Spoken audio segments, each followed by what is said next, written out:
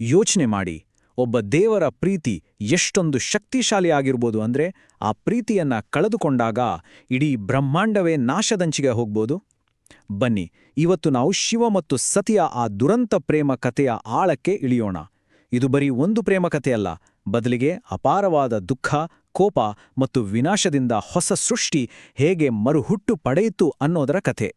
ಈ ಇಡೀ ಕಥೆಯ ಮೂಲ, ಅದರ ಅಡಿಪಾಯ ಅಂತ ಹೇಳ್ಬಹುದು, ಅದು ಇರೋದು ಒಬ್ಬ ಪತಿಯ ಅಸಹನೀಯ ದುಃಖದಲ್ಲಿ. ಇಡೀ ಕಥೆಯನ್ನೇ ನಾವು ಈ ಆಳವಾದ ದುಃಖದ ದೃಷ್ಟಿಯಿಂದ ನೋಡ್ಬೇಕಾಗತ್ತೆ.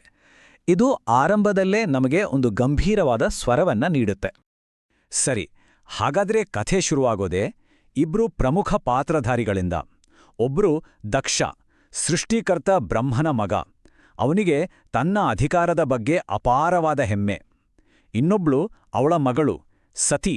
ಅವಳು ಹುಟ್ಟಿದ್ದೇ ಶಿವನಿಗಾಗಿ ಅಂತ ನಂಬಿದವಳು. ನೋಡಿ, ಈ ಕಥೆಯ ಮೂಲ ಸಂಘರ್ಷ ಇರೋದೇ ಇಲ್ಲಿ. ಒಂದ್ಕಡೆ ದಕ್ಷನಿಗೆ ಶಿವ ಅಂದ್ರೆ ಆಗಲ್ಲ. ಅವನಿಗೆ ಶಿವನಲ್ಲಿ ಕಾಣಿಸೋದು ಕೇವಲ ಹುಚ್ಚ, ಹೊಲ್ಸು, ತಲೆಬುರುಡೆ ಹಿಡಿದುಕೊಂಡು ತಿರುಗುವ ಒಬ್ಬ ತಪಸ್ವಿ. ಆದ್ರೆ ಇನ್ನೊಂದ್ ಕಡೆ ಸತಿಗೋ ಅವಳಿಗೆ ಶಿವನೇ ತನ್ನ ಜೀವನದ ಉದ್ದೇಶ, ತನ್ನ ಪರಿಪೂರ್ಣತೆ. ಇದು ತಂದೆಯ ಅಹಂಕಾರ ಮತ್ತು ಮಗಳ ಅಚಲವಾದ ಭಕ್ತಿಯ ನಡುವಿನ ಒಂದು ದೊಡ್ಡ ಸಂಘರ್ಷ. ದಕ್ಷನಿಗೆ ಶಿವನ ಮೇಲೆ ಇಷ್ಟೊಂದು ದ್ವೇಷ ಇದ್ರೂ ಬ್ರಹ್ಮನ ಒತ್ತಾಯದ ಮೇರೆಗೆ ಸತಿಯನ್ನ ಶಿವನಿಗೆ ಮದುವೆ ಮಾಡಿಕೊಡಲೇಬೇಕಾಯಿತು. ಯಾಕಂದ್ರೆ ಸೃಷ್ಟಿಯ ಸಮತೋಲನಕ್ಕೆ ಅದು ಅಗತ್ಯವಾಗಿತ್ತು. ಆದ್ರೆ ಮದುವೆ ಮಾಡಿಕೊಟ್ರೂ ತನ್ನ ಆಶೀರ್ವಾದವನ್ನ ಮಾತ್ರ ಕೊಡಲೇ ಇಲ್ಲ. ವರ್ಷಗಳೆಲ್ಲ ಯುಗಗಳೇ ಉರುಳಿದ್ರು, ಆದ್ರೂ ದಕ್ಷನ ಅಹಂಕಾರ ಮಾತ್ರ ಅದು ಹಾಗೇ ಇತ್ತು. ಇಲ್ಲಿಂದಾನೇ ಕತೆ ಒಂದು ದೊಡ್ಡ ನಿರ್ಣಾಯಕ ತಿರುವು ತಗೊಳ್ಳೋದು. ದಕ್ಷಿಣ ಆ ಹಳೆಯ ದ್ವೇಷ, ಅಹಂಕಾರ ಈಗ ಎಲ್ಲರೆದುರೂ ಅವಮಾನ ಮಾಡುವ ಒಂದು ಅಸ್ತ್ರವಾಗಿ ಬದಲಾಗುತ್ತೆ. ದಕ್ಷ ಒಂದು ಬೃಹತ್ ಯಜ್ಞವನ್ನ ಆಯೋಜನೆ ಮಾಡ್ತಾನೆ. ಅಂದ್ರೆ ಇದು ಸುಮ್ಮನೆ ಸಾಧಾರಣ ಯಜ್ಞ ಅಲ್ಲ, ಎಲ್ಲಾ ದೇವಾನುದೇವತೆಗಳಿಗೂ ಆವಾಹನ ಹೋಗುತ್ತೆ. ಆದ್ರೆ ಒಬ್ರನ್ ಮಾತ್ರ ಬೇಕಂತಲೇ ಬಿಟ್ಬಿಡ್ತಾನೆ. ಅದು ಬೇರೆ ಯಾರೂ ಅಲ್ಲ, ಸ್ವತಃ ಶಿವ. ಇದು ಆಕಸ್ಮಿಕವಾಗಿ ನಡೆದಿದ್ದಲ್ಲ, ಬದಲಿಗೆ ಶಿವ ಮತ್ತು ಸತಿಯನ್ನು ಸಾರ್ವಜನಿಕವಾಗಿ ಅವಮಾನ ಮಾಡ್ಲೇಬೇಕು ಅಂತ ಮಾಡಿದ ಸಂಚು. ಈ ಸುದ್ದಿ ಸತಿಗೆ ತಲುಪಿದಾಗ ಅವಳು ಸುಮ್ಮನೆ ಕೂರ್ಲಿಲ್ಲ. ತನ್ನ ತಂದೆಯನ್ನೇ ಪ್ರಶ್ನೆ ಮಾಡಬೇಕು ಅಂತ ನಿರ್ಧರಿಸ್ತಾಳೆ. ಶಿವ ಬೇಡ, ಅಲ್ಲಿಗೆ ಹೋಗ್ಬೇಡ ಅಂದ್ರೂ ಕೇಳಲ್ಲ. ಅವಳ ಮನಸ್ಸಲ್ಲಿದ್ದಿದ್ದು ಒಂದೇ ಪ್ರಶ್ನೆ: ತಪಸ್ವಿಗಳ ಒಡೆಯನಾದ ನನ್ನ ಪತಿಯನ್ನೇ ಯಾಕೆ ಪಕ್ಕ ಕೇಳಲಾಯಿತು? ಈ ಕಥೆ ಇನ್ನಷ್ಟು ಗಂಭೀರವಾಗುತ್ತೆ. ಒಂದ್ ರೀತಿ ಇಲ್ಲಿಂದ ಮುಂದೆ ನಡೆದ ಘಟನೆಗಳನ್ನ ಬದಲಾಯಿಸೋಕ್ ಸಾಧ್ಯವೇ ಇರಲಿಲ್ಲ. ಇದೊಂದು ಪಾಯಿಂಟ್ ಆಫ್ ನೋ ರಿಟರ್ನ್ ಇದ್ದ ಹಾಗೆ. ಸತಿ ಯಜ್ಞಶಾಲೆಗೆ ಬರ್ತಾಳೆ, ರಾಜಗಾಂಭೀರ್ಯದಿಂದ, ಆದ್ರೆ ಮೌನವಾಗಿ. ಆದ್ರೆ ಅವಳಿಗೇನು ಸ್ವಾಗತ ಕಾದಿತ್ತು? ಬರೀ ಅವಮಾನ, ತಿರಸ್ಕಾರ. ದಕ್ಷ ಎಲ್ಲರೆದುರೂ ಅವಳನ್ನ ಮತ್ತು ಅವಳ ಪತಿಯಾದ ಶಿವನನ್ನ ನಿಂದಿಸೋಕೆ ಶುರು ಮಾಡ್ತಾನೆ. ತಂದೆಯ ಕಠೋರ ಮಾತುಗಳನ್ನ ಕೇಳಿ ಸತಿ ಒಂದು ಕ್ಷಣವೂ ಅಲುಗಾಡ್ಲಿಲ್ಲ. ತುಂಬಾನೇ ಶಾಂತವಾಗಿ, ಆದ್ರೆ ಅಷ್ಟೇ ದೃಢವಾಗಿ ಹೇಳ್ತಾಳೆ: ನಿನ್ನಿಂದ ಹುಟ್ಟಿದ ಈ ದೇಹವನ್ನ ನಾನು ತ್ಯಜಿಸ್ತೀನಿ. ಇವತ್ತಿಂದ ನಿನ್ನ ರಕ್ತಕ್ಕೆ ನನ್ನ ಜೀವನದಲ್ಲಿ ಯಾವ ಅರ್ಥವೂ ಇಲ್ಲ. ಇದು ಅವಳ ಅಂತಿಮ ನಿರ್ಧಾರವಾಗಿತ್ತು. ಆ ಕ್ಷಣ, ಆ ನಿಶ್ಚಲತೆಯಲ್ಲಿ, ಆ ಮೌನದಲ್ಲಿ ಸತಿ ತನ್ನ ಯೋಗಾಗ್ನಿಯಿಂದಲೇ ತನ್ನ ದೇಹವನ್ನ ತ್ಯಜಿಸ್ತಾಳೆ. ಇದು ಕೋಪದಿಂದ ಮಾಡಿದ ಕೆಲ್ಸ ಅಲ್ಲ, ಬದಲಿಗೆ ಎಲ್ಲದರಿಂದ ಮುಕ್ತವಾಗುವ ಒಂದು ದೈವಿಕ ಕ್ರಿಯೆ. ಆ ಕ್ಷಣಕ್ಕೆ ಇಡೀ ಜಗತ್ತೇ ನಿಂತುಹೋದಂತಿತ್ತು. ಇಲ್ಲಿಂದ ಶುರುವಾಗತ್ತೆ ನೋಡಿ ಈ ಕಥೆಯ ಅಸಲಿ ತಿರುಳು. ಶಿವನ ದುಃಖ, ಕೋಪ, ಆಕ್ರೋಶ ಅದು ಇಡೀ ಬ್ರಹ್ಮಾಂಡವನ್ನ ಹೇಗೆ ನಡುಗಿಸ್ತು ಅನ್ನೋದು. ಸತಿಯ ಸಾವಿನ ಸುದ್ದಿ ಶಿವನ ಕಿವಿಗೆ ಬಿತ್ತು. ಆ ದುಃಖವನ್ನ, ಆ ನೋವನ್ನ ಪದಗಳಲ್ಲಿ ಹೇಳೋಕೆ ಸಾಧ್ಯನೇ ಇಲ್ಲ.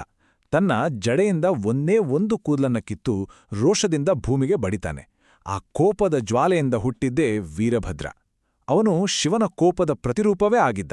ವೀರಭದ್ರ ದಕ್ಷಿಣ ಯಜ್ಞಶಾಲೆಗೆ ನುಗ್ಗಿ ಎಲ್ಲವನ್ನೂ ಧ್ವಂಸ ಮಾಡ್ತಾನೆ. ಅಲ್ಲಿ ನಡೆದಿದ್ದು ಅಕ್ಷರಶಃ ರಣರಂಗ. ಸೂರ್ಯದೇವ ಭಗನ ಕಣ್ಣುಗಳನ್ನೇ ಕೀಳಲಾಗುತ್ತೆ, ಪೂಷಣ ಹಲ್ಲುಗಳನ್ನೆಲ್ಲ ಮುರಿಯಲಾಗುತ್ತೆ, ಸರಸ್ವತಿ ದೇವಿಯ ಮೂಗನ್ನ ಕತ್ತರಿಸಲಾಗುತ್ತೆ, ಕೊನೆಗೆ ದಕ್ಷಿಣ ತಲೆಯನ್ನೇ ಕಡೆದು ಅದೇ ಯಜ್ಞದ ಬೆಂಕಿಗೆ ಎಸೆಯಲಾಗುತ್ತೆ.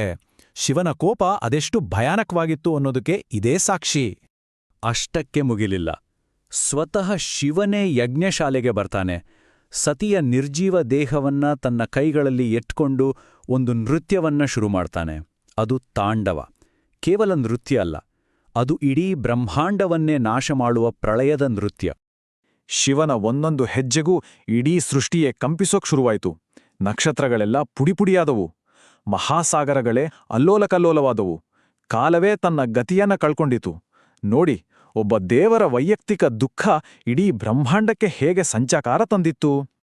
ಸರಿ, ಈ ಮಹಾವಿನಾಶದ ನಂತರ ಏನಾಯಿತು? ಆ ದುಃಖವೇ ಹೇಗೆ ಒಂದು ಹೊಸ ಸೃಷ್ಟಿಗೆ ಕಾರಣವಾಯಿತು ಅನ್ನೋದನ್ನ ಈಗ ನೋಡೋಣ. ಇಡೀ ಬ್ರಹ್ಮಾಂಡವೇ ನಾಶವಾಗೋದನ್ನ ತಡೆಯೋಕೆ ಪಾಲನಕರ್ತನಾದ ವಿಷ್ಣು ಮುಂದೆ ಬರ್ತಾನೆ. ತನ್ನ ಸುದರ್ಶನ ಚಕ್ರವನ್ನು ಪ್ರಯೋಗಿಸ್ತಾನೆ. ಶಿವ ತಾಂಡವವಾಡ್ತಲೇ ಎದ್ದ. ಆ ಚಕ್ರವು ಸತಿಯ ದೇಹದ ಭಾಗಗಳನ್ನ ಒಂದೊಂದಾಗಿಯೇ ಕತ್ತರಿಸ್ತಾ ಹೋಯಿತು. ಯಾಕಂದ್ರೆ ಶಿವನನ್ನ ಅವನ ದುಃಖದ ಮೂಲದಿಂದ ಬೇರ್ಪಡಿಸೋದೊಂದೇ ದಾರಿಯಾಗಿತ್ತು. ಹಾಗೆ ಕತ್ತರಿಸಿದ ಸತಿಯ ದೇಹನ ಭಾಗಗಳು ಭೂಮಿಯ ಮೇಲೆ ಎಲ್ಲೆಲ್ಲಿ ಬಿದ್ವೋ ಅಲ್ಲೆಲ್ಲ ಒಂದೊಂದು ಪವಿತ್ರ ಕ್ಷೇತ್ರ ಹುಟ್ಕೊಂಡಿತು. ಇವತ್ತಿಗೂ ನಾವವನ್ನ ಶಕ್ತಿಪೀಠಗಳು ಅಂತ ಪೂಜಿಸ್ತೀವಿ. ಅಂದ್ರೆ ದೇವಿಯ ಶಾಶ್ವತ ನೆಲೆಗಳು. ನೋಡಿ, ಒಂದು ದೊಡ್ಡ ದುರಂತ ನಷ್ಟದಿಂದ ಇಡೀ ನಾಡಿನಾದ್ಯಂತ ದೈವಿಕ ಶಕ್ತಿಯ ಕೇಂದ್ರಗಳು ಹೇಗೆ ಸೃಷ್ಟಿಯಾದ್ವು. ಶಕ್ತಿಪೀಠಗಳು ಸೃಷ್ಟಿಯಾದ್ವು ನಿಜ. ಆದ್ರೆ ಶಿವನ ದುಃಖಕ್ಕೆ ಕೊನೆ ಇರ್ಲಿಲ್ಲ. ಅವನಿಗೆ ಸಮಾಧಾನ ಸಿಗಲೇ ಇಲ್ಲ. ಅವನು ಇನ್ನೂ ಪ್ರಳಯಕಾರಕ ರುದ್ರನಾಗಿರ್ಲಿಲ್ಲ. ಬದಲಿಗೆ ತನ್ನ ಪ್ರೀತಿಯನ್ನ ಕಳೆದುಕೊಂಡ ಅಪೂರ್ಣ ಕನಸನ್ನ ಕಾಣ್ತಾ ಮೌನವಾಗಿ ಕೊರಗುವ ಒಬ್ಬ ಪತಿಯಾಗಿದ್ದ ಅಷ್ಟೇ. ಆ ನೋವು, ಆ ಒಂಟಿತನ, ಅದು ಯುಗಯುಗಗಳ ಕಾಲ ಅವನ ಜೊತೆಗೇ ಉಳಿಯಿತು. ಹಾಗಾದ್ರೆ ಕೊನೆಯದಾಗಿ ಒಂದು ಪ್ರಶ್ನೆ ಉಳಿಯುತ್ತೆ. ಇಂಥ ಒಂದು ಸಂಪೂರ್ಣ ನಷ್ಟ ನಿಜವಾಗಿಯೂ ಹೊಸ ಸೃಷ್ಟಿಗೆ ಕಾರಣ ಆಗುತ್ತಾ, ಅಥವಾ ಆ ದುಃಖವೇ ಬೇರೊಂದು ರೂಪವನ್ನ ಪಡ್ಕೊಳ್ತಾ? ಈ ಒಂದು ಗಹನವಾದ ಪ್ರಶ್ನೆಯೊಂದಿಗೆ ಈ ಕಥೆಯ ವಿಶ್ಲೇಷಣೆಯನ್ನ